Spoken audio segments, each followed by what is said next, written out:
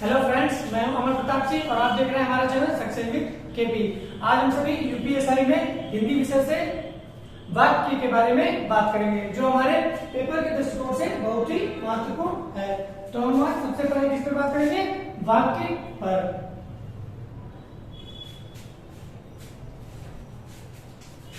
अब सबसे पहले बात आती है वाक्य किसे कहते हैं। तो शब्दों का सार्थक क्रम ही वाक्य कहलाता है, अर्थात शब्दों को एक निश्चित क्रम में रखने पर जिसका एक अर्थ निकले वही वाक्य कहलाएगा। जैसे हमने लिखा राम बाजार जाता है, तो यह हमारा एक वाक्य है। अब यही पे हमने लिख दिया जाता राम है बाजार, तो यह हमारा एक वाक्य नहीं है, क्योंकि वाक्य होने के लिए शब्दों का सार्थक तरीके से लिखा होना बहुत ही आवश्यक है। तो वाक्य की परिभाषा क्या हो गई कि शब्दों का सार्थक क्रम वाक्य कहलाता है। अब हम वाक्य पढ़ने से पहले ये पढ़ेंगे कि एक वाक्य के अंदर क्या क्या हो सकता है। तो सबसे पहले ये जानिए कि वाक्य में क्या क्या होता है। तो एक वाक्य में सिर्फ दो ही चीजें हो सकती हैं। क्या? नंबर एक उद्देश्य और नंबर दो विधेय।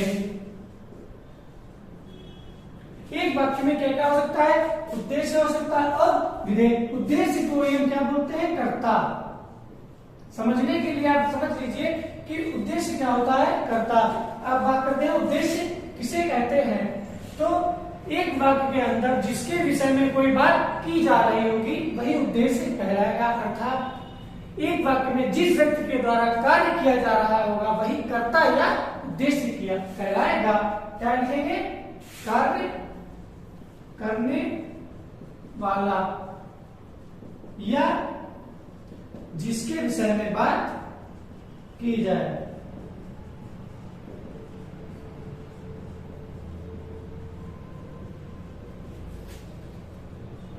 क्या होगा? कार्य को करने वाला उद्देश्य या कर्ता कहला सकता है, या जिसके विषय में बात की जाएगी वही उद्देश्य होगा।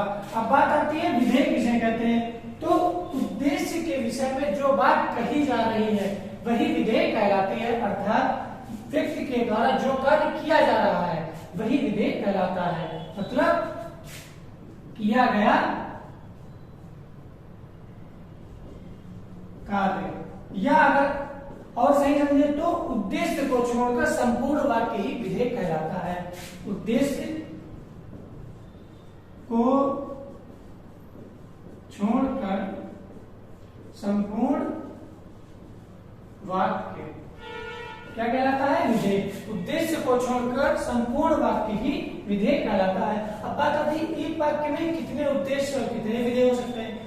तो एक वाक्य में एक से अधिक उद्देश्य अर्थात कितने भी उद्देश्य हो सकते हैं, और एक वाक्य में उद्देश्य को छोड़कर विधेय तो बहुत से होंगे। जैसे मैंने लिखा, उदाहरण आप समझिए, मैंने लिखा सीता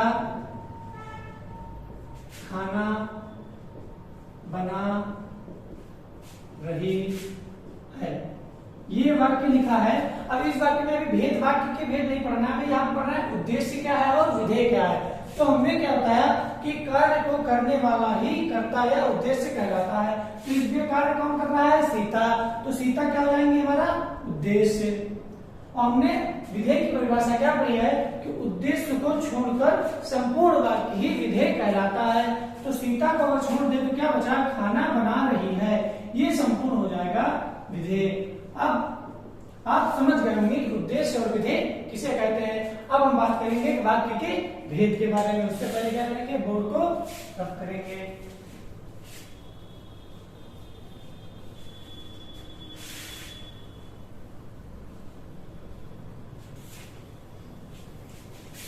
तो वाक्य के मुख्य रूप से तीन ही भेद होते हैं। कितने? तीन। वाक्य के कितने भेद होते हैं? तीन। नंबर एक साधारण वाक्य, नंबर दो संयुक्त वाक्य, संयुक्त इसका एक और नाम होता है संश्लिष्ट, संश्लिष्ट वाक्य, और नंबर तीन मिश्रित वाक्य। वाक्य के कितने भेद होते हैं? किसी भी आधार पे वाक्य का विभाजन नहीं किया गया कि रचना के आधार पे अलग हो, उत्पत्ति के आधार पे अलग हो, बनावट के आधार पे अलग हो। वाक्य का मुख्य विभाजन सिर्फ तीन ही प्रकार से होता है, संयुक्त वाक्य, साधारण वाक्य तथा मिश्रित वाक्य। अब हम एक एक करके शुरुआत करते हैं। सबसे पहले बात आती है कि साधारण वाक्य किसे कहते हैं? तो वह वाक्य जिसमें एक ही कर्ता तथा एक ही समापिका क्रिया हो, वही हमारा साधारण वाक्य कहलाएगा। अर्थात एक वाक्य के अंदर सिर्फ एक ही उद्देश्य होगा, वही साधारण वाक्य कहलाएगा। जैसे हमने लिखा, मोहन मैच खेल रहा है। हमने लिखा मोहन मैच खेल रहा है, तो यह हमारा साधारण वाक्य है, क्योंकि मोहन इसमें सिर्फ एक ही उद्देश्य है और मोहन के द्वारा क्रिया भी सिर्फ एक ही की जा रही है। अर्थात में अभी यहाँ पे लिखें कि मोहन तथा सोहन मैच खेल रहे हैं, तो वह साधारण वाक्य नहीं रहेगा। साधारण वाक्य समझने के लिए दिमाग में एक बात है कि सिर्फ एक ही कर्ता या एक ही उद्देश्य होगा। अब बात आती है नंबर 2 पे, संयुक्त वाक्य। संयुक्त वाक्य किसे कहते हैं?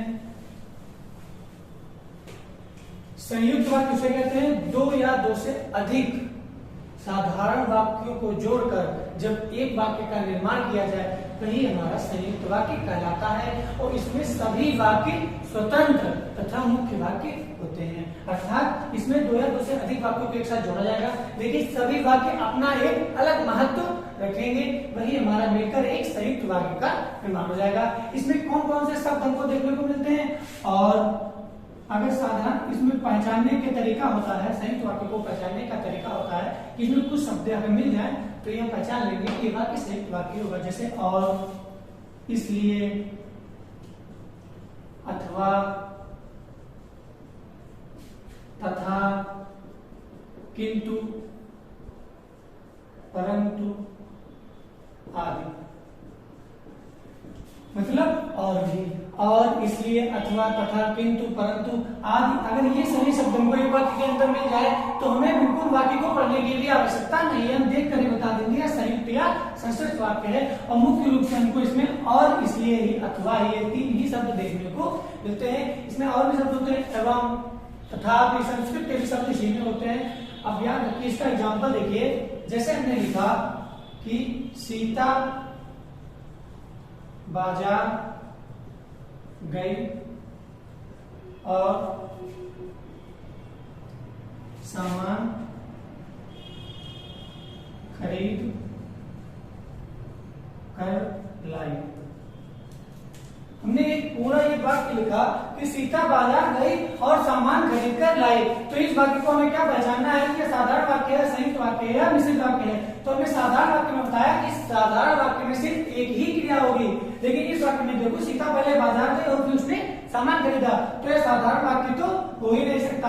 अब बात आती है संयुक्त या मिश्रित वाक्य की। तो हमने संयुक्त वाक्य बताया कि इसमें और, इसलिए, अथवा आदि शब्द मिलने चाहिए। तो हमने जब वाक्य पढ़ा कि सीता बाजार गई और शब्द हमको मिल गया, इसके आगे पढ़ने की आवश्यकता नहीं है। तो यह हमारा कौन सा वाक्य हो गया? संयुक्त या संश्लिष्ट वाक्य।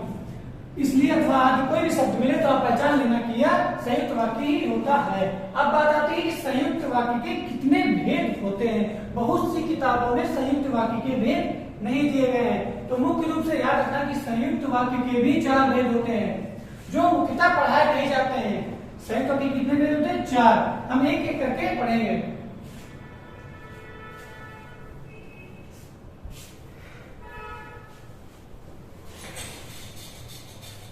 संयुक्त वाक्य में कितने भेद होता है? 4।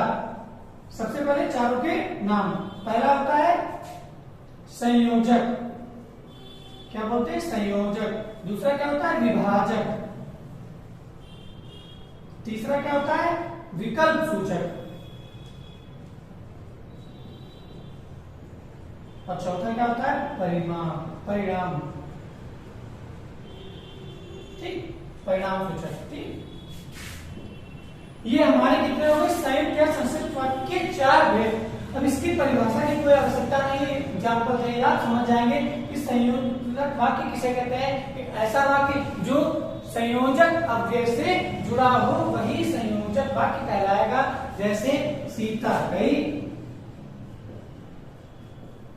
और मीता आई।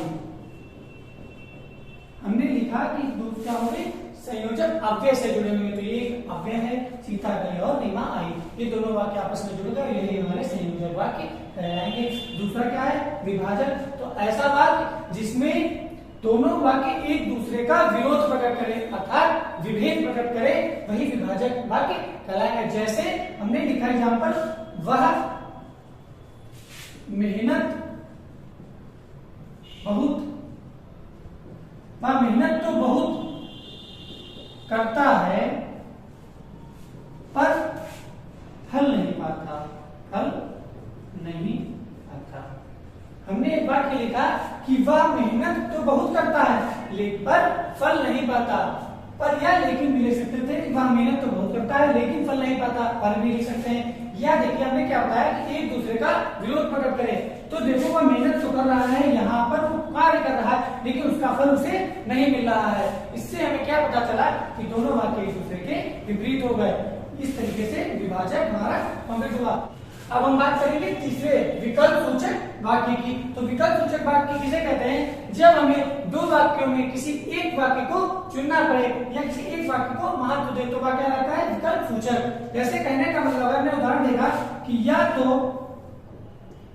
तो आज मैं उसे हरा दूंगा,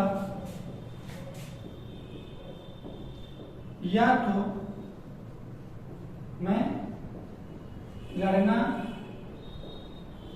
छोड़ दूंगा।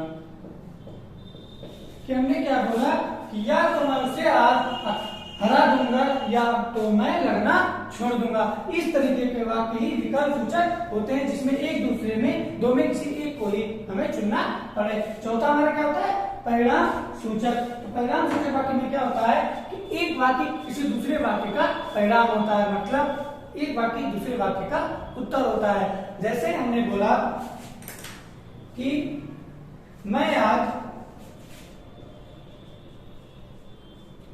नहीं आया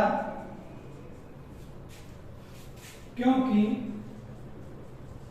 मैं कार्य कर रहा था। हमने लिखा कि मैं आज नहीं आया क्योंकि मैं कार्य कर रहा था। इसमें यह वाक्य एक प्रश्न है और दूसरा वाक्य उत्तर है। इस तरीके के वाक्य परिणाम सूचक में आते हैं। अब हम अपना तीसरा नंबर का भेद देखेंगे जो कि क्या नाम है इसका, मिश्रित वाक्य। इससे पहले बोर्ड साफ कर लेते हैं।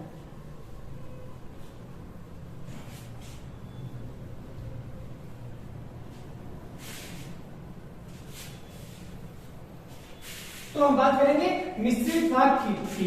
तो मिश्रित वाक्य सबसे पहले किसे कहते हैं कि जब किसी विषय पर हमें एक अर्थ प्रकट करने के लिए कई साधारण वाक्यों की सहायता लेनी पड़े तो उन सभी वाक्यों से निर्मित एक वाक्य मिश्रित वाक्य कहलाएगा। अर्थात हमें किसी एक शब्द या विषय पर अधिक महत्व दिखाना है तो हम कई साधारण वाक्यों का सहायता लेंगे और वे सभी सहायता लिए हुए वाक्य आश्रित वाक्य कहलाएंगे तथा जिस विषय पर बात की जाएगी वह वाक्य हमारा मुख्य वाक्य कहलाएगा। तथा इसमें कौन कौन से शब्द हमें देखने को मिलते हैं, जो कि इसकी पहचान कैसे करेंगे, जैसे कि मिल जाए, यह, जब, तब, जैसा, वैसा आदि। इन शब्दों से ही हम पहचानेंगे कि ये हमारा मिश्रित वाक्य है। और मुख्य रूप से सबसे ज्यादा हमारे पास की शब्द ही पूछा जाता है। 90% आपसे मिश्रित वाक्य अगर होगा तो की ही लिखा होगा कि मैं आया तो था, कि मैं सो गया। जैसे हम इसका उदाहरण देखते हैं कि वह सोने वाला ही था कि उसे मार दिया गया। हमने एक बात लिखा कि वह सोने वाला ही था कि उसे मार गया। मार दिया गया। मतलब ये वाक्य, इसमें एक दो वाक्य हैं। अब इसमें बात आती है, एक हमारा मुख्य उपवाक्य और एक आश्रित उपवाक्य। तो इसमें मुख्य उपवाक्य कौन सा है, उसे मार दिया गया, और आश्रित उपवाक्य कौन सा है, वह सोने वाला ही था। अब आप सबसे पहले बात आती है, अब यह सोचेंगे कि पहला वाक्य मुख्य उपवाक्य होगा या दूसरा वाक्य मुख्य उपवाक्य होगा। पेपर में जरूर पूछा जाएगा कि निम्नलिखित दिए गए वाक्य में बताएं कि पहला वाक्य मुख्य वाक्य है या दूसरा वाक्य। तो कभी ये भी नहीं हो सकता है कि पहला ही मुख्य वाक्य हो या दूसरा ही हो। आपके पूरे वाक्य पे डिपेंड करेगा कि पहला मुख्य वाक्य है या दूसरा मुख्य वाक्य। जैसे दूसरा एग्जांपल है कि जब तुम आओगे तब साथ चलेंगे। हमने बोला जब तुम आओगे तब साथ चलेंगे। अब हमने दो वाक्य लिखे, तब इसमें बताना है हमारा एक मुख्य उपवाक्य है तथा एक आश्रित उपवाक्य है। तो पहला वाक्य क्या है, जब तुम आओगे, तब दूसरा वाक्य क्या है, साथ चलेंगे। पहला वाक्य है और इसमें कौन कौन से शब्द आ गए, जब और तब। तो हमें पता चल गया कि एक हमारा विस्तृत वाक्य है, ये तुम देख के जानते हैं, लेकिन बात है इसमें कौन सा मुख्य वाक्य है, तो साथ चलना, ये हमारा मुख्य उपवाक्य है तथा यह हमारा आश्रित उपवाक्य है। क्योंकि मुख्य वाक्य क्या है, इसमें हमारे जाने की बात हो रही है और इसमें मार दिया गया। ऐसे वाक्य ही मुख्य वाक्य कहलाते हैं। ठीक, अब यहाँ पे वाक्य का प्रकरण यहाँ पे समाप्त होता है। मुझे आशा है कि आपको जितना मैंने बताया आपको समझ में आया होगा। अगर आप चैनल पर पहली बार हैं तो चैनल को सब्सक्राइब करें। अगर आपको वीडियो आज अच्छी लगी हो, कुछ समझ में आया तो वीडियो को लाइक तथा शेयर करें।